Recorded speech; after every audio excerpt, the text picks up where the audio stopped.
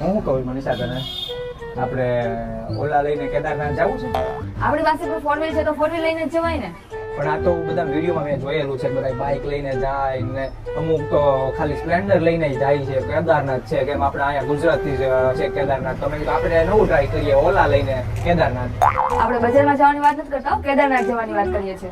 હું એમ કહેવા માંગુ છું તને કે આપણે આમાં ઓલા લઈને ઇલેક્ટ્રિક ગાડી લઈને જાતા હોય એવો ફોટો પાડવાનો, હાઈવે ઉપરનો ફોટો, વાહે કેદારનાથ મંદિરનો ફોટો, અને એમ લખવાનું કે 3000-4000 કિલોમીટર દૂર ભાવનગર થી કેદારનાથની યાત્રા, એટલે મિલિયનમાં વ્યૂઝ.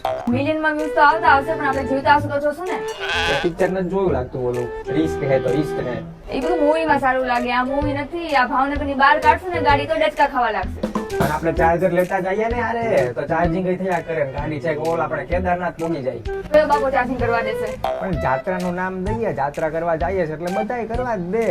તમને જોઈને બધા ઓળખી જાય કે આ જાત્રાવાળો માણસ જ નથી, રખડું છે સાવ.